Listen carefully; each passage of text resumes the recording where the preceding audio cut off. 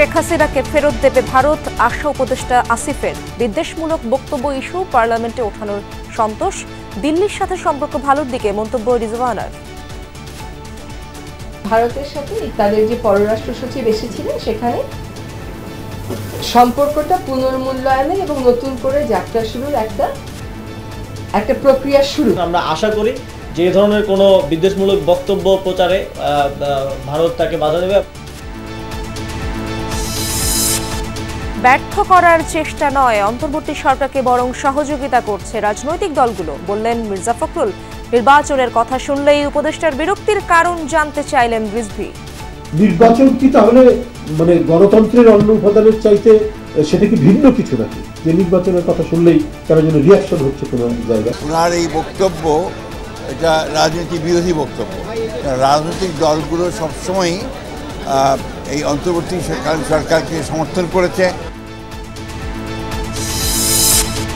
পরোয়ানা জারির পর সাবেক মন্ত্রী আমলাদের পালিয়ে যাওয়ার ব্যাখ্যা দিতে বললেন ট্রাইব্যুনাল।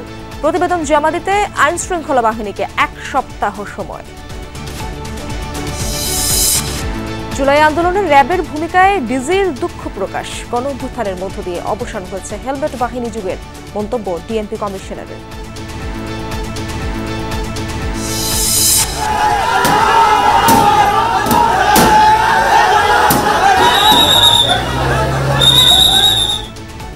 রাজশাহীর আদালত চত্বরের সাবেক এমপি আসাদুজ্জামান আসাদের প্রিজন ভ্যানে ক্ষুব্ধ জনতার ডিম নিক্ষেপ, কারাগারে পাঠিয়েছেন বিচারক।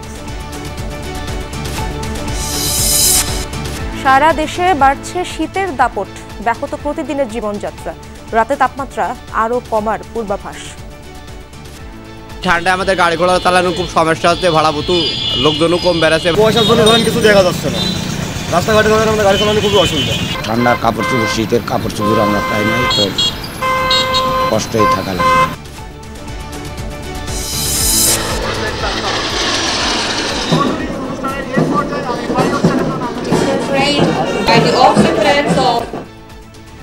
যশোর প্যারেড গ্রাউন্ডে বিমান বাহিনীর দৃষ্টিনন্দন কুচকাওয়াজ, আকাশ সীমার নিরাপত্তায় দৃঢ় প্রতিজ্ঞার কথা জানালেন এয়ার চিফ মার্শাল। সিরিয়ায় মজুদ থাকতে পারে বিপুল পরিমাণ রাসায়নিক অস্ত্র। ইসরায়েলি হামলায় লোকালয়ে ছড়িয়ে পড়ার শঙ্কা, সুরক্ষায় ব্যবস্থা নেওয়ার আশ্বাস বিদ্রোহীদের।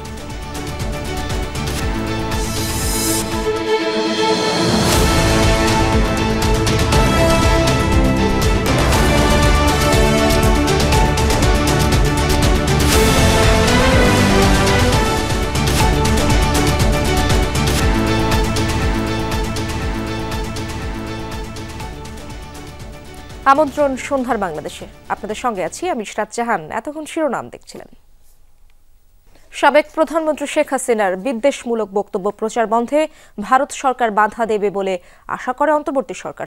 ভারতের পার্লামেন্টের কমিটিতে এ বিষয় নিয়ে দেশটির পররাষ্ট্র সচিবের বক্তব্যকে ইতিবাচক হিসেবে দেখছেন দুই উপদেষ্টা। এলজিআরডি উপদেষ্টা আশা করেন দুদেশের বন্দি বিনিময় চুক্তির আওতায় যথাসময়ে শেখ হাসিনাকে বাংলাদেশে ফেরত পাঠাবে ভারত। ছাত্র জনতার গণ অভ্যুত্থানে আওয়ামী লীগ সরকারের পতনের পর থেকে ভারতের সাথে সম্পর্কের টানাপোড়েন বাংলাদেশের। ইসকন ইস্যু বাংলাদেশের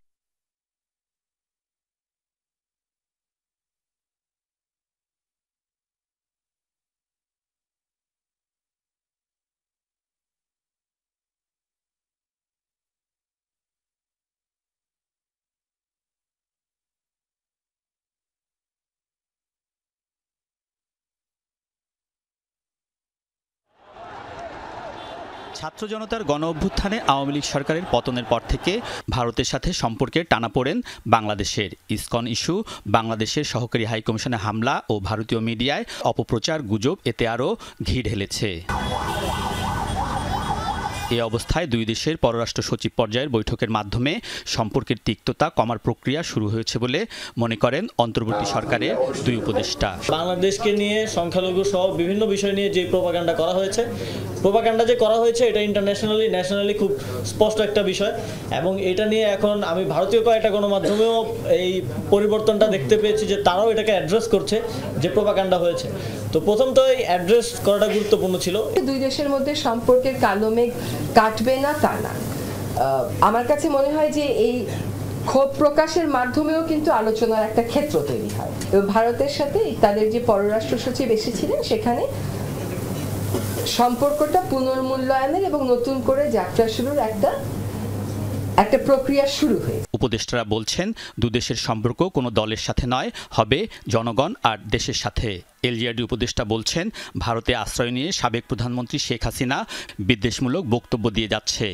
যখন একটা দেশে বিচারের দাবি ওঠে এবং যার বিচারের দাবি ওঠে তাকেই অন্য একটা দেশ আশ্রয় দেয়, তখন সেটা নিয়ে যে দেশ বিচারের দাবি করছে, যে দেশের মানুষ বিচারের দাবি করছে, সে দেশের মানুষের মনে ক্ষোভ হওয়া কোনোই অস্বাভাবিক বিষয় না। একজন গণহত্যাকারী ফ্যাসিস্ট যার আসলে এই মুহূর্তে বিচার হওয়ার কথা, যার এখন কারান্তরীণ থাকার কথা, তিনি ভারতে অবস্থান করছেন এবং সেখান থেকে বিভিন্ন কর্মসূচি, বিভিন্ন বক্তব্য, বিদ্বেষমূলক বক্তব্য তিনি দিয়ে যাচ্ছেন।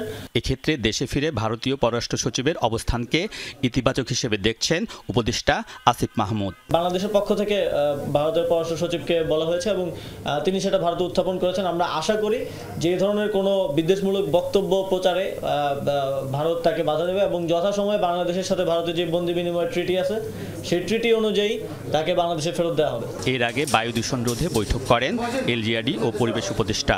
সেখানে সরকারের যে কোনো প্রতিষ্ঠান প্রয়োজনীয় খোরাখুরি করলে সিটি কর্পোরেশনের অনুমতি নেয়ার নির্দেশনা দেয়া হয়। আহ্বান জানানো হয়েছে মাস্ক পরা সহ পুরনো গাড়ির বিরুদ্ধে অভিযান চালানোর। এসব সিদ্ধান্ত বাস্তবায়নে টাস্কফোর্স গঠনের সিদ্ধান্ত নিয়েছে এলজিআরডি মন্ত্রণালয়। খোরার পরে 15 দিন পরে আবার খোরা হয়। আলমগীর স্বপন, যমুনা নিউজ, ঢাকা। 4 দিনেও নিজস্ব জলসীমা থেকে ভারতের কোস্টগার্ডের হাতে আটক 79 নাবিককে ফেরাতে পারেনি বাংলাদেশ। তবে এ নিয়ে দিল্লির সাথে আলোচনা অব্যাহত রয়েছে। দ্রুতই তারা ফিরবেন বলে আশাবাদী পররাষ্ট্র সচিব। আর সাবেক প্রধানমন্ত্রী শেখ হাসিনার কার্যক্রমে সরকারের বিরক্তির কথাও ভারতকে স্পষ্ট করার কথা জানিয়েছেন তিনি। তবে তাকে ফেরানোর কোনো নির্দেশনা এখনও পররাষ্ট্র মন্ত্রণালয় পায়নি জানিয়েছে সচিব, এবং তিনি বলেন রাজনৈতিক সিদ্ধান্তের বিষয় এটি। ঢাকা থেকে ঘুরে যাওয়ার পরপরই পার্লামেন্টারি কমিটিকে ব্রিফ করেছেন ভারতের পররাষ্ট্র সচিব বিক্রম মিস্ত্রি। সাবেক প্রধানমন্ত্রী শেখ হাসিনা যে বক্তব্য দিচ্ছেন তা তার নিজস্ব, এর সাথে ভারত সরকারের কোনো সম্পৃক্ততা নেই বলেও স্পষ্ট করেছেন দেশটির এই শীর্ষ কূটনীতিক। ভারতের সরকারের কোনো সম্পর্ক নাই, এই বিষয়টা আপনাদেরকেও ঢাকায় স্পষ্ট করে। এর ফলে শেখ হাসিনাকে দেশে ফিরিয়ে আনার প্রক্রিয়া সহজ হলো কিনা প্রশ্ন পররাষ্ট্র সচিবের কাছে। বাংলাদেশের প্রাক্তন প্রধানমন্ত্রী সম্পর্কে ভারতের পররাষ্ট্র সচিবের সাথে আমাদের যে আলোচনা হয়েছে, সেই আলোচনাতে আমরা আমাদের দিক থেকে যে বক্তব্য সেটা তাকে বলেছি, সেটা হচ্ছে এই যে তিনি ভারতে বসে যে সমস্ত বক্তব্য দিচ্ছেন সেটা আমাদের অন্তর্বর্তীকালীন সরকার পছন্দ করছে না এবং এটা যাতে তাকে কনভে করা হয়। এবং তিনি প্রত্যুত্তরে যেটা বলেছেন, প্রাক্তন প্রধানমন্ত্রীর ভারতে উপস্থিতি doesn't have any bearing on our bilateral relationship. আর ফেরানোর বিষয় যেটা আন্তঃমন্ত্রণালয় বিষয়ক একটা বিষয় এবং এটা একটি রাজনৈতিক সিদ্ধান্তের বিষয়, এবং পররাষ্ট্র মন্ত্রণালয়ে যখন এই অনুরোধ আসবে তখন আমরা তার পরবর্তী প্রক্রিয়াটা শুরু করব। গত সোমবার বাংলাদেশের জলসীমা থেকে 79 জনকে ধরে নিয়ে যায় ভারতীয় বাহিনী। কেবল তাই নয়, তাদের মানহানিকর ছবিও প্রকাশ করে দেশটির কোস্টগার্ড। 3 দিন পার হলেও এখনও সেই সব বাংলাদেশিকে ফেরানো যায়নি। এ নিয়ে কোনো সুখবর নেই সরকারের কাছে। এই বিষয়ে আমরা ভারতের সাথে যোগাযোগ করেছি এবং এ বিষয়ে আলাপ আলোচনা চলছে। আমাদের যারা ভারতীয় কর্তৃপক্ষের হাতে আছে তাদেরকে ফিরিয়ে আনার জন্য, এবং আমাদের প্রত্যাশা যে আলাপ আলোচনার মাধ্যমে আমরা তাদেরকে শীঘ্র দেশে ফিরিয়ে আনতে পারবো। এর আগে প্রথমবারের মতো পূর্ব তিমুরের রাষ্ট্রপতির ঢাকা সফর নিয়ে ব্রিফ করেন পররাষ্ট্র সচিব। প্রধান উপদেষ্টা ডক্টর মোহাম্মদ ইউনূসের আমন্ত্রণে 14 থেকে 17 ডিসেম্বর ঢাকা সফর করবেন তিনি। বিজয় দিবসের রাষ্ট্রীয় আয়োজনেও অংশ নেবেন পূর্ব তিমুরের প্রেসিডেন্ট। তিমুর লেস্টের মহামান্য রাষ্ট্রপতির সরকারি সফরে বিভিন্ন ক্ষেত্রে দ্বিপাক্ষিক সহযোগিতার বিষয়ে আলোচনার পাশাপাশি একটি দ্বিপাক্ষিক চুক্তি। মাহফুজ মিশু, যমুনা নিউজ, ঢাকা। ব্যর্থ করার চেষ্টা তো নয়ই, বরং অন্তর্বর্তী সরকারকে সহযোগিতা করছে রাজনৈতিক দলগুলো। দুপুরের যুক্তরাজ্য থেকে ফিরে তথ্য উপদেষ্টার এক বক্তব্যের প্রতিক্রিয়ায় এ কথা বলেছেন বিএনপি মহাসচিব মির্জা ফখরুল ইসলাম আলমগীর। এ সময় ন্যূনতম সংস্কার শেষে নির্বাচন দেওয়ার দাবি জানান তিনি। আলোচনার মাধ্যমে বাংলাদেশ ভারতের মধ্যকার সংকট সমাধানের তাগিদও দেন ফখরুল। জানান, আইনি জটিলতা শেষ হলেই দেশে ফিরবেন তারেক রহমান। পরিবর্তিত পরিস্থিতিতে ৩০ নভেম্বর সস্ত্রীক যুক্তরাজ্য যান বিএনপি মহাসচিব মির্জা ফখরুল ইসলাম আলমগীর। দলের ভারপ্রাপ্ত চেয়ারম্যান তারেক রহমানও সেখানে অবস্থান করায় তাঁর এই সফর নিয়েছিল সবার আগ্রহ। 11 দিনের সফর শেষে দুপুরে দেশে ফিরেন বিএনপি মহাসচিব। হযরত শাহজালাল আন্তর্জাতিক বিমানবন্দরে মুখোমুখি হন সাংবাদিকদের। এ সময় ব্রিটিশ গ্লোবাল পার্টনার্স গভর্নেন্স জিপিজির প্রতিনিধি দলের সঙ্গে হওয়া বৈঠকে তথ্য উপদেষ্টার মন্তব্যের প্রতিক্রিয়া জানান বিএনপি মহাসচিব। বলেন, অন্তর্বর্তী সরকারকে ব্যর্থ করার চেষ্টা করছে রাজনৈতিক দলগুলো, এমন বক্তব্য রাজনীতি বিরোধী। আমি জানি না কোন প্রেক্ষিতে বলেছেন, কি বলেছেন তা জানি না, কিন্তু ওনার এই বক্তব্য এটা রাজনীতি বিরোধী বক্তব্য এবং আমি আশা করি না যে তারা এই ধরনের বক্তব্য রাখবেন। রাজনৈতিক দলগুলো সবসময়ই এই অন্তর্বর্তীকালীন সরকারকে সমর্থন করেছে এবং সমর্থন করার উদ্দেশ্য একটা আছে, সেটা হচ্ছে গণতন্ত্রকে পুনঃপ্রতিষ্ঠা করা। সংস্কার নয়, নির্বাচনকে প্রাধান্য দিচ্ছে বিএনপি, এমন ধারণাকেও ভুল উল্লেখ করেন মির্জা ফখরুল। বলেন, ন্যূনতম প্রয়োজনীয় সংস্কার শেষে নির্বাচন দিতে হবে। এই ধরনের ধারণাটা সম্পূর্ণ ভুল। আমরা 2 বছর আগে সংস্কারের কথা বলেছি, 31 দফা সংস্কার দিয়েছি এবং আমরা এখনও বলছি যে আমরা ন্যূনতম সংস্কারগুলো করে নির্বাচন দেওয়ার জন্য। এই জন্যে যে বাংলাদেশে যে সমস্যাগুলো তৈরি হচ্ছে, এই সমস্যাগুলো নির্বাচিত সরকার ছাড়া সমাধান করা বেশ চ্যালেঞ্জিং। উল্লেখ করেন, নেতাকর্মীদের ধৈর্য ধরার আহ্বান জানিয়েছেন বিএনপির ভারপ্রাপ্ত চেয়ারম্যান তারেক রহমান। ভারত ও বাংলাদেশের চলমান সংকট সমাধানে গুরুত্ব দেন আলোচনার উপর। ভারপ্রাপ্ত চেয়ারম্যান সাহেব বাদ করেছে যে আপনারা সবাই ধৈর্য ধরবেন। একটা বিশাল বিজয় সূচিত হয়েছে জনগণের।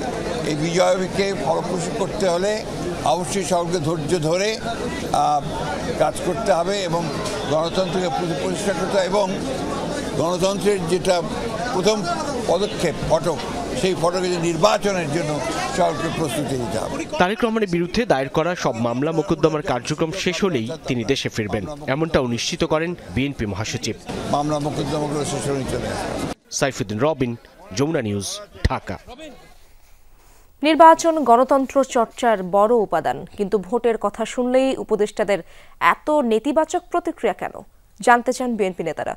বলেছেন, জনগণের সরকার প্রতিষ্ঠায় সুষ্ঠু নির্বাচনের কোনো বিকল্পই নেই। যে কোনো ষড়যন্ত্র মোকাবেলায় দেশের মানুষকে প্রস্তুত থাকার আহ্বানও জানান নেতারা।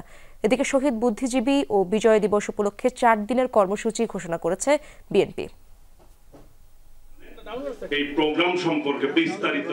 মহান বিজয় দিবস ও শহীদ বুদ্ধিজীবী দিবস উপলক্ষে বরাবরই দল হিসেবে নানা কর্মসূচি পালন করে বিএনপি। সেই ধারাবাহিকতায় এবছর 4 দিনের কর্মসূচি গ্রহণ করেছে দলটি। শুক্রবার বুদ্ধিজীবী দিবস আর সোমবার হবে বিজয় দিবসের আলোচনা সভা। এছাড়া 14 ও 16 ডিসেম্বর স্মৃতির মিনারে শ্রদ্ধা জানাবে বিএনপির প্রতিনিধি দল। বিকেলে নয়াপল্টনে দলের যৌথ সভা শেষে কর্মসূচি ঘোষণা করেন বিএনপি সিনিয়র যুব মহাসচিব রুহুল কবির রিজভী। মানিক মিয়া এভিনিউ সংসদ ভবনে সমালোচনা করেন নির্বাচন ইস্যুতে তথ্য উপদেষ্টা নাহিদ ইসলামের মন্তব্যের।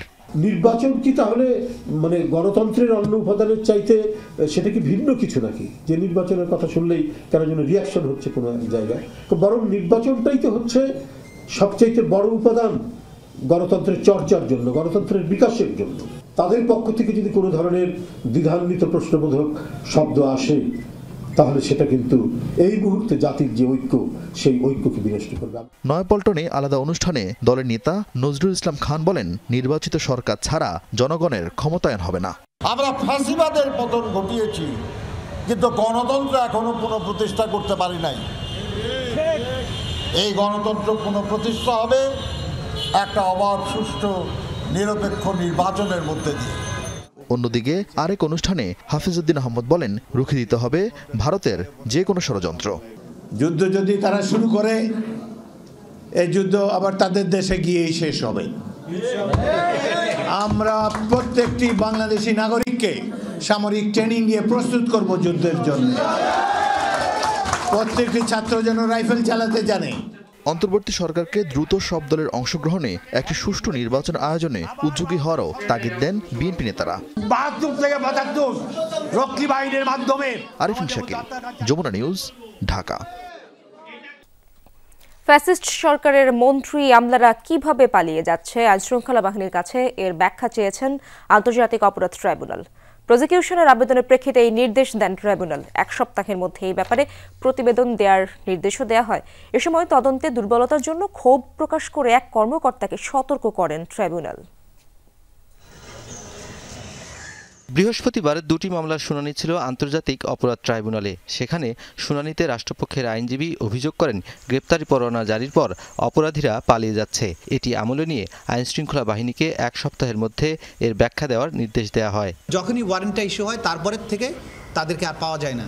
সুতরাং এই যে পুলিশের যাদের এই ওয়ারেন্ট কার্যকর করার দায়িত্বে আছেন, তারা আদালতের আদেশ পাওয়ার পরে তাদেরকে পালিয়ে যাওয়ার সুযোগ দিচ্ছেন কিনা, এই ব্যাপারে ওয়ারেন্টগুলোকে কার্যকর করার ব্যাপারে তারা কি ধরনের পদক্ষেপ নিয়েছেন, আদালতের আদেশ পাওয়ার পরে আসামিদের গ্রেপ্তার করা বা না করার ব্যাপারে আইনশৃঙ্খলা রক্ষাকারী বাহিনীর কি ভূমিকা, সেই ব্যাপারে 7 দিনের মধ্যে একটা রিপোর্ট দেওয়ার জন্য।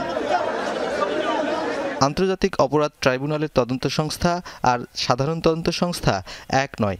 সাধারণ আদালতে পুলিশ তদন্ত করে চার্জশিট জমা দেয়, আর এই ট্রাইব্যুনালে তদন্ত প্রতিবেদন জমা দিতে হয় প্রসিকিউশনের মাধ্যমে। তদন্ত সংস্থায় যারা আছেন তদন্তকারী কর্মকর্তা, তাদের ব্যাপারে আদালত আজকে খানিকটা ক্ষোভ প্রকাশ করেছেন। তাদের তদন্ত কার্যে যেভাবে তদন্তটা আগানো প্রয়োজন, যে কোনো অনভিজ্ঞতার কারণে হোক বা যাদের অযোগ্যতার কারণে হোক, সেই ব্যাপারে খানিকটা সমস্যা দেখা দিচ্ছে বলে এখন পর্যন্ত আমরা বুঝতে পারছি। ম্যাচ করতে যে সময়টা লাগছে, এতটুকু সময় আমরা তাদেরকে দিতে চাই, কিন্তু তারা যে ধরনের রিপোর্ট দিচ্ছেন সেটা আমরাও মনে করি যে এটা যথাযথ না, এটার আরও উন্নতি হওয়া প্রয়োজন। জুলাই আগস্ট গণহত্যার অভিযোগে 5টি মামলায় 75 জনের বিচার চলছে ট্রাইব্যুনালে। পৃথক 2টি মামলায় সাবেক ওসি আবুল হাসান ও সাবেক প্রতিমন্ত্রী পলককে জিজ্ঞাসাবাদের জন্য প্রসিকিউশনকে অনুমতি দিয়েছেন ট্রাইব্যুনাল। রুনবী সরকার, যমুনা নিউজ, ঢাকা। গুমখুনের অভিযোগ স্বীকার করে ভুক্তভোগীদের কাছে ক্ষমা চাইল র্যাব। সংস্থাটির মহাপরিচালক জানান, আয়নাঘর ছিল তদন্তের স্বার্থে, সেটি অক্ষত রাখার পরামর্শ দিয়েছে গুম খুন কমিশন। র্যাব বিলুপ্তির বিষয়ে সরকারের সিদ্ধান্তই চূড়ান্ত, এ কথাও বলেন ডিজি। সকালে কারওয়ান বাজারের র্যাব মিডিয়া সেন্টারে সমসাময়িক বিষয় নিয়ে কথা হয় ব্রিফিংয়ে। সম্প্রতি মানবাধিকার লঙ্ঘন এবং বিচার বহির্ভূত হত্যাকাণ্ডের অভিযোগ তুলে পুলিশ সংস্কার কমিশনের কাছে র্যাব বিলুপ্তির সুপারিশ করেছে বিএনপি। এরপরই সংবাদ সম্মেলনে আসেন সংস্থাটির প্রধান AKM শহীদুর রহমান। জানান, সরকারের সিদ্ধান্তই চূড়ান্ত গণ্য করবে র্যাব। সরকার যে সিদ্ধান্ত গ্রহণ করবে সেটাই শিরোধার্য। এ সময় প্রথমবার র্যাবের বিরুদ্ধে গুম ও খুনের অভিযোগ স্বীকার করলেন সংস্থাটির প্রধান। মন্তব্য করেন, সুষ্ঠু তদন্ত এবং বিচারের মাধ্যমে র্যাবের দায়মুক্তি সম্ভব। যে র্যাব সৃষ্টির পর আজ পর্যন্ত যে সমস্ত জনগণের যারা র্যাব দ্বারা নির্যাতিত বা অত্যাচারিত হয়েছেন তাদের কাছে, এবং যারা হত্যাকাণ্ডের শিকার হয়েছেন, যেমন নারায়ণগঞ্জের 7 খুন সহ যারা র্যাব কর্তৃক হত্যাকাণ্ডের শিকার হয়েছেন, তাদের পরিবারের কাছে আমরা দুঃখ প্রকাশ করি এবং ক্ষমা প্রার্থনা করি। সুষ্ঠু নিরপেক্ষ তদন্তের মাধ্যমে আমাদের বিরুদ্ধে যে অভিযোগ আছে তার সুষ্ঠু তদন্ত হবে এবং এর বিচার হবে, এবং এইভাবেই আমাদের দায়মুক্তি সম্ভব। র্যাবে আয়নাঘর ছিল এমনটা স্বীকার করেন মহাপরিচালক। জানান, গুম খুন কমিশনের নির্দেশে আলামত অক্ষত রাখা হয়েছে। একই সাথে বলেন, র্যাবের কেউ অপরাধে জড়ালে নেওয়া হবে উপযুক্ত ব্যবস্থা। জানান, এখন পর্যন্ত 58 কর্মকর্তা সহ 4000-এর বেশি র্যাব সদস্য শাস্তি পেয়েছেন। র্যাবে যে আয়নাঘরের যে বিষয়টা এসেছে সেটা আপনার এটা তো ছিল, আছে, এবং কমিশন আমাদেরকে নির্দেশ দিয়েছেন যে যা অবস্থায় আছে ওই অবস্থায় রাখার জন্য। কোথাও এখন কোনো রকম যেন কোনো পরিবর্তন না করা হয়, অ্যাকর্ডিংলি আমরা ঠিক ওইভাবেই রেখেছি যা যেভাবে ছিল অতীতে। প্রতিষ্ঠার শুরু থেকেই জঙ্গি অভিযান এবং গ্রেপ্তার নিয়ে র্যাব কোনো নাটক সাজিয়েছিল কিনা এমন প্রশ্নে মহাপরিচালক বলেন, দেশে জঙ্গি তৎপরতা ছিল, জঙ্গিদের তৎপরতা ছিল। গণ অভ্যুত্থান চলাকালে ছাত্র জনতার উপর গুলি করার ভিডিও দেখে অনেককে আটক করা হয়। এখন পর্যন্ত সাবেক মন্ত্রীসহ মোট 353 জনকে গ্রেপ্তার করা হয়েছে বলে জানায় সংস্থাটি। রাব্বি সিদ্দিকী, যমুনা নিউজ, ঢাকা। 5 আগস্ট গণঅভ্যুত্থানের মধ্য দিয়ে হেলমেট বাহিনীর সেই যুগের অবসান ঘটেছে এমন মন্তব্য করেছেন ডিএমপি কমিশনার শেখ মোহাম্মদ সাজ্জাদ আলী। বিকেলে ক্র্যাব মিলনায়তনে এক অনুষ্ঠানে এমন মন্তব্য করেন তিনি। এ সময় জুলাই আগস্টে পুলিশ কর্মকাণ্ডের জন্য আবারও ক্ষমা চান ডিএমপি কমিশনার। বলেন, পুলিশ সেবাদানকারী প্রতিষ্ঠান, অন্যায়ভাবে হামলা মামলা দেয়া এই বাহিনীর কাজ নয়। যারা এসব করেছে সবাইকে বিচারের আওতায় আনা হবে। ঢাকাবাসীকে সেবাদানে পুলিশ বাহিনীর যাতে কোনো কার্পণ্য না থাকে সে ব্যাপারে খেয়াল রাখার তাগিদ দেন কমিশনার। এছাড়া নতুন বছর উদযাপনে ঢাকায় এখনও কোনো নিরাপত্তা ঘাটতি নেই বলেও জানান তিনি। পরে ক্র্যাব সদস্যদের সন্তানদের মাঝে শিক্ষাবৃত্তি ও সদস্যদের বার্ষিক ক্রীড়া প্রতিযোগিতায় বিজয়ীদের পুরস্কার তুলে দেন ডিএমপি কমিশনার। অফিসাররা তো ডিসিপ্লিন থাকতে হবে, কেন ওনারা হামলা গাম্বা দুর্ব্যবহার এই মানুষের সাথে বা আপনাদের সাথে বা কারোর সাথেই কেন করবেন? হেলমেট বাহিনীর যুগের অবসান ঘটেছে। 16ই ডিসেম্বর, 25শে ডিসেম্বর এবং ইংরেজি নববর্ষকে কেন্দ্র করে নিরাপত্তার কোনো ঘাটতি নেই এবং কোনো আশঙ্কা নেই বলে আমি মনে করি। South Asian association for regional cooperation oncologist SFO প্রতিনিধি দলের সঙ্গে বৈঠক করেছেন প্রধান উপদেষ্টা ডক্টর মোহাম্মদ ইউনূস। সকালে প্রধান উপদেষ্টার বাসভবন যমুনা থেকে ভিডিও কনফারেন্সের মাধ্যমে তিনি বৈঠকে যুক্ত হন। এ সময় সার্ক ফেডারেশন অব অনকোলজিস্টের প্রতিষ্ঠাতা অধ্যাপক ডক্টর ABMF করিমের অবদানের প্রতি শ্রদ্ধা জানান ডক্টর ইউনূস। একই সাথে তার সঙ্গে ব্যক্তিগত যোগাযোগের অভিজ্ঞতার কথা উল্লেখ করেন তিনি। প্রধান উপদেষ্টা বলেন, ক্যান্সার চিকিৎসায় যে প্রযুক্তিগত সহায়তা প্রয়োজন তা এখনও মিলছে না। তবে সার্ক যে ক্যান্সার চিকিৎসাকে বিশেষভাবে গুরুত্ব দিচ্ছে তা অত্যন্ত জরুরি ও অনুপ্রেরণামূলক। কনফারেন্সে সার্ককে সক্রিয় করতে দক্ষিণ এশিয়ার দেশগুলোকে আবারও আহ্বান জানান ডক্টর ইউনূস। হত্যা মামলায় সাবেক সংসদ সদস্য আসাদুজ্জামান আসাদকে রাজশাহী আদালতে নেওয়া হলে উত্তেজনার সৃষ্টি হয়। এ সময় তাকে লক্ষ্য করে ডিম ছড়ে বিক্ষুব্ধ জনতা। বৈষম্য বিরোধী আন্দোলনে 2 শিক্ষার্থী নিহতের মামলার আসামি আসাদুজ্জামান আসাদ। গেল 6 অক্টোবর রাজধানীর বাড়িধারা থেকে তাকে গ্রেপ্তার করে র্যাব। রাজশাহী ও 3 আসনের সাবেক এই এমপিকে কারাগারে পাঠানোর নির্দেশনা দিয়েছেন বিচারক। রাজশাহীর আদালত চত্বর। পুলিশের প্রিজন ভ্যানে রাজশাহী 3 আসনের সাবেক সংসদ সদস্য আসাদুজ্জামান আসাদ। তাকে লক্ষ্য করে এভাবেই ডিম নিক্ষেপ করেছে ক্ষুব্ধ জনতা।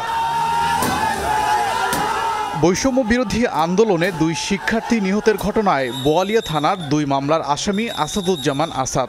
দুপুরে কড়া নিরাপত্তায় তাকে আনা হয় আদালতে। এ সময় ডিমের পাশাপাশি আসাদুজ্জামান আসাদকে লক্ষ্য করে কেউ কেউ ছুঁড়েছেন ইট ও কাদা। 2টা মামলা আছে তার নামে, বোয়ালিয়া থানার 307, 326 সহ বিস্ফোরক আছে। আদালতের ওখানে নিয়ে যাওয়ার পরে কিছু একটু গ্যাঞ্জাম হয়েছিল, উত্তেজিত জনতা তারপরে হয়েছিল, কিন্তু এই শীঘ্রই পরিস্থিতি যেহেতু যথেষ্ট পরিমাণে আমাদের পুলিশ ফোর্স ছিল, পরিস্থিতি নিয়ন্ত্রণে আনছে। পরে আওয়ামী লীগের সাবেক এই সংসদ সদস্যকে কারাগারে পাঠানোর নির্দেশ দেন বিচারক। গেল 6 অক্টোবর রাজধানী বাড়িধারা থেকে আসাদুজ্জামান আসাদকে গ্রেফতার করে র্যাব। পরে বোয়ালিয়া থানায় হস্তান্তর করা হয় রাজশাহী জেলা আওয়ামী লীগের সাবেক সাধারণ সম্পাদককে। ওবায়দুর রহমান, যমুনা নিউজ। তীব্র শীত আর ঘন কুয়াশার কবলে সারা দেশ। উত্তরাঞ্চলের কয়েক জেলায় 2 দিন ধরে দেখা নেই সূর্যের। কমেছে রোদের প্রখরতাও। সর্বনিম্ন তাপমাত্রা রেকর্ড করা হয়েছে চুয়াডাঙ্গা ও গোপালগঞ্জে 10.2 ডিগ্রি সেলসিয়াস। সারা দেশে আগামী 24 ঘন্টায় রাত দিনের তাপমাত্রা আরও কমার পূর্বাভাস দিয়েছে আবহাওয়া অধিদপ্তর। ঘড়ির কাঁটায় আধা বেলা পেরিয়েছে, তবু কুয়াশার গাঢ় চাদর ভেদ করে উঁকি দিতে পারেনি সূর্য। মেঘাচ্ছন্ন ঘোলাটে চারপাশ, সাথে হিমেল হাওয়া। গত কয়েকদিন ধরে সারা দেশে জেঁকে বসেছে শীত। কমেছে দিন ও রাতের তাপমাত্রা। এতে বিপর্যস্ত হয়ে পড়েছে জনজীবন। বেলা গড়ালেও কমছে না শীতের দাপট। সবচেয়ে বেশি বিপাকে শ্রমজীবীরা। শীত বস্ত্রের অভাব, তাই খড়কুটো জ্বালিয়ে চলছে ঠান্ডা নিবারণের চেষ্টা।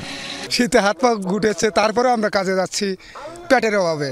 কি করব, আমাদের তো সংসার আছে। সকালে ধরেন ঠান্ডার মধ্যে কাজে আসি, কাজ করে আবার বিকালেও ফির ঠান্ডা লাগে, যাই বাড়িতে যাই। আইসি তো উল্লো গায়ে ভাবছি যে একটু ঠান্ডা হবে না, যেমন তো ঠান্ডা হয়ে পড়ছে।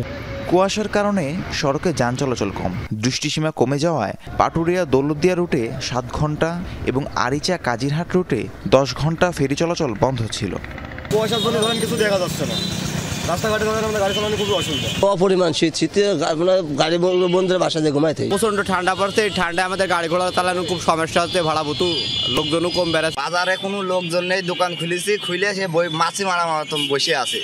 আজ সর্বনিম্ন তাপমাত্রা রেকর্ড করা হয়েছে চুয়াডাঙ্গা ও গোপালগঞ্জে 10.2 ডিগ্রি সেলসিয়াস। রাহিম সারোয়ার, যমুনা নিউজ। দেশের যে কোনো ক্রান্তি লগ্ন মোকাবেলায় প্রস্তুত বিমান বাহিনী। সকালে যশোর বিমান বাহিনী একাডেমিতে শীতকালীন রাষ্ট্রপতি কুচকাওয়াজে এই কথা জানিয়েছেন বাহিনী প্রধান air chief marshal Hasan Mahmud Khan. কমিশনপ্রাপ্ত নবীন কর্মকর্তাদের উদ্দেশ্যে তিনি বলেন, দেশের আকাশ প্রতিরক্ষায় থাকতে হবে আপোষহীনতা। এবার 12 নারী সহ 74 জন তরুণ অফিসারকে কমিশন প্রদান করা হয়।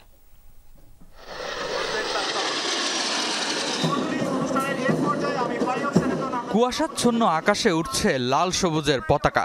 যশোরে বাংলাদেশ বিমান বাহিনী একাডেমির প্যারেড গ্রাউন্ডের আকাশে ছিল বৈমানিকদের প্রদর্শনী।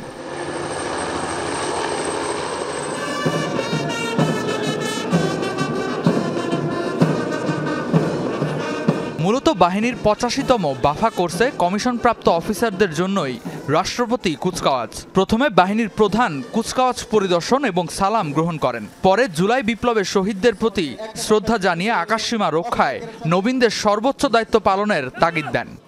আজ হতে তোমাদের উপর অর্পিত হচ্ছে দেশ মাতৃকার মহান স্বাধীনতা ও সার্বভৌমত্ব রক্ষার পবিত্র দায়িত্ব। সর্বোচ্চ ত্যাগের বিনিময় হলেও দেশের স্বাধীনতা ও সার্বভৌমত্ব রক্ষাই হবে তোমাদের জীবনের প্রধান ব্রত।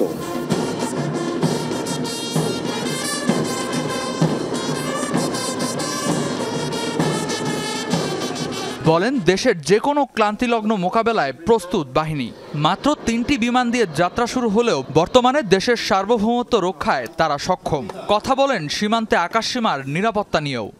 বাংলার আকাশ সার্বভৌমত্ব এই মূল মন্ত্রে উজ্জীবিত হয়ে বাংলাদেশ বিমান বাহিনী দেশের আকাশসীমার উপর আগত যে কোনো হুমকি বা আক্রমণ মোকাবেলা করতে পরিপূর্ণ সক্ষমতা নিয়ে সর্বদা প্রস্তুত আছে। 85তম বাফা কোর্সে সোর্ড অফ অনার এবং বিভিন্ন পদক পাওয়া ক্যাডেট অফিসাররাও রাখলেন শেষ রক্তবিন্দু দিয়ে দেশ রক্ষার প্রতিশ্রুতি।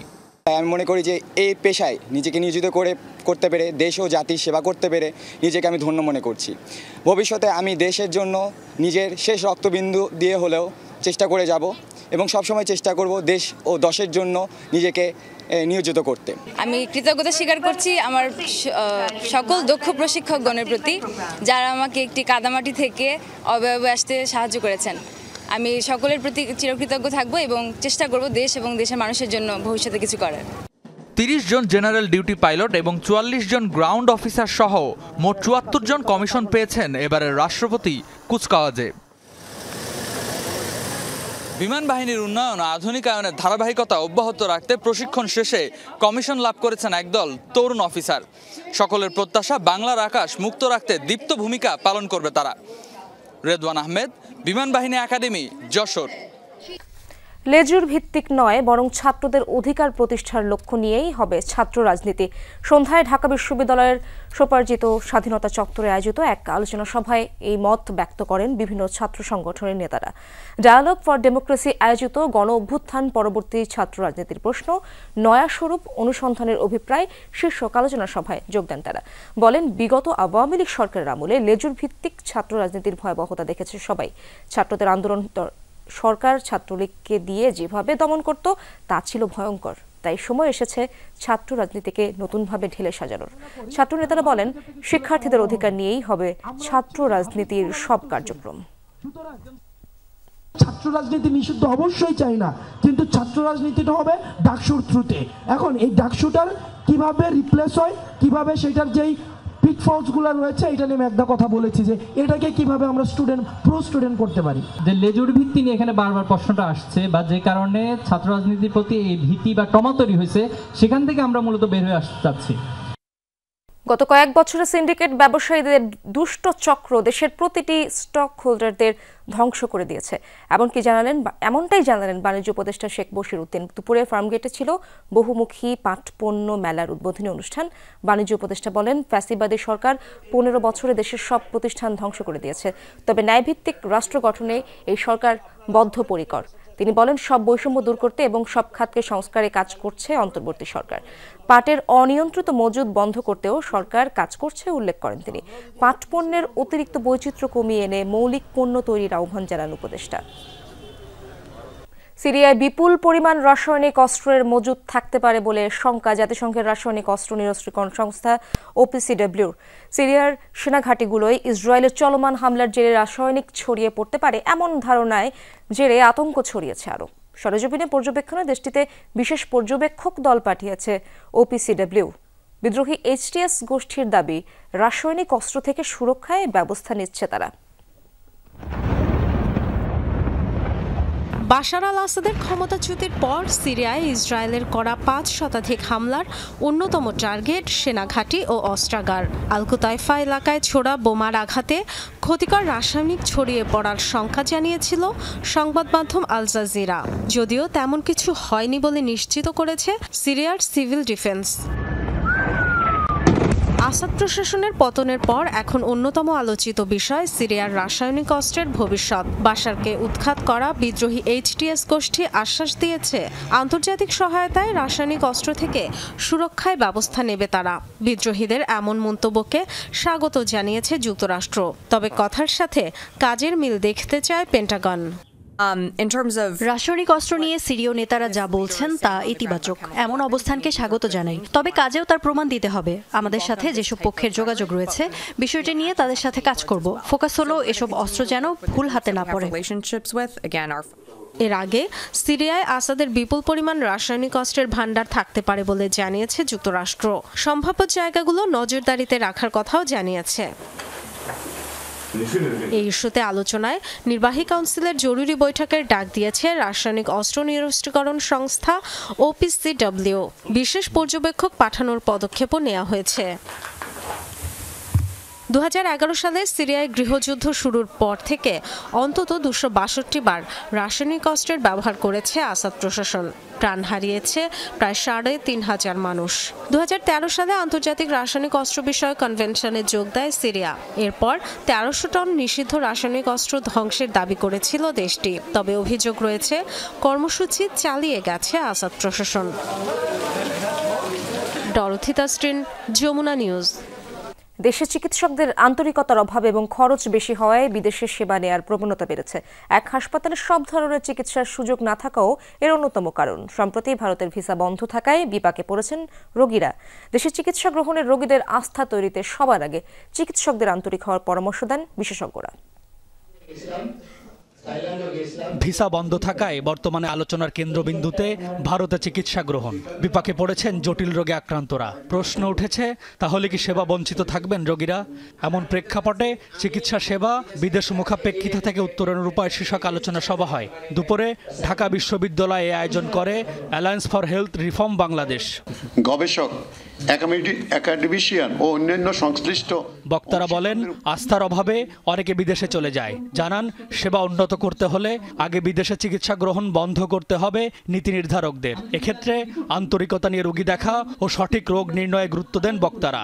কতজন রোগী আসলে দেখব, আমাদেরকে অবশ্যই বিবেকবান হতে হবে এবং আমরা 10 মিনিট করে দেখব না 15 মিনিট দেখব, আমাদের অবশ্যই বিবেকবান দায়িত্বশীল হতে হবে, যাতে করে আমাদের রোগীরা আমাদের আচার আচরণের কারণে দেশের বাইরে না চলে যায়। এই ইনফ্রাস্ট্রাকচারে আমাদের সরকারি সহযোগিতায় এখন দরকার লেটেস্ট ইকুইপমেন্টস গুলো প্রকিউর করা উইদাউট ট্যাক্স। আমাদের টাকা হতো নাই, অলরাইট, অল্প টাকা দিয়ে যেটুকু করা যায় সেটুকু করি, কিন্তু সিস্টেম পাল্টাইতে হবে। যারা ভারতে যেতে পারছেন না এমন রোগীদের সেবা নিশ্চিতে অবিলম্বে পদক্ষেপ নেওয়ার আহ্বান জানান বক্তারা। বলেন, তাদের জন্য দ্রুত হটলাইন চালু করতে হবে। যারা যারা ভিসা পাচ্ছেন না তাদেরকে বাংলাদেশ সরকার নিজ দায়িত্বে করবে। সামর্থ্য থাকলে তারা পয়সা দেবে, নাহলে সরকার বিনা পয়সা করে দেবে। কাজে এই সরকারের পক্ষ থেকে ইমিডিয়েটলি একটা ডেস্ক করে হটলাইন করে তাদের তথ্য নেওয়া উচিত, নিয়ে তাদের ইমিডিয়েটলি ফলো আপ ট্রিটমেন্ট আমাদের এখানে, মানে তারা কেন যাচ্ছে সেটা জেনে তার পয়সার সমস্যা হতে পারে, আমাদের সাবসিডি দেব। সরকারের পক্ষ থেকে জানানো হয় জটিল রোগে আক্রান্তদের সেবা নিশ্চিতে দ্রুত সুপার স্পেশালাইজড হাসপাতাল চালুর চেষ্টা চলছে। সমান খরচ হলেও রোগীদের দেশে চিকিৎসা নেওয়ার আহ্বান জানানো হয়। ঢাকা ক্লাবে যারা বসেন তারা আসলে তার নাতির জন্ম সিঙ্গাপুরে না হলে পরে উনি ক্লাবে বসতে পারবেন না। এটা যেরকম একটা কালচারাল ইস্যু আছে, মধ্যবিত্ত এবং উচ্চ মধ্যবিত্তের মধ্যে আসলে বিদেশ থেকে চিকিৎসা গ্রহণের ক্ষেত্রে একটা চিকিৎসা গ্রহণের সংস্কৃতি গড়ে উঠেছে। সর্বোচ্চ অগ্রাধিকার আনা হয়েছে সুপার স্পেশালাইজড হাসপাতালকে চালু করার ব্যাপারটি। ইতিমধ্যে সেখানে প্রায় 60 জনের মতো রোগী আছে আজকে। এটাকে আমরা খুবই দ্রুত, এটাকে 700 বেডের হাসপাতাল, আমরা চেষ্টা করছি যেন অনবোর্ড খুব দ্রুত এটাকে করা যায়। এটা একটা ধারণা যেটা বলা হচ্ছে যে বিদেশমুখীনতা কমানোর ক্ষেত্রে এই হাসপাতালটা আসলে দেশের লিডিং হসপিটাল হিসেবে কাজ করবে বলে আমরা আশাবাদী। দেশের 55% রোগীদের সেবা দেয় বেসরকারি হাসপাতাল। তবে শতভাগ স্বাস্থ্য সেবা নিশ্চিতে সরকারকে উদ্যোগ নেওয়ার আহ্বান জানান বক্তারা। M A Aziz, Jamuna news, Dhaka. দর্শক, এই ছিল আজকের সন্ধ্যার বাংলাদেশের আয়োজনে। এতক্ষণ সাথে থাকার জন্য ধন্যবাদ সবাইকে।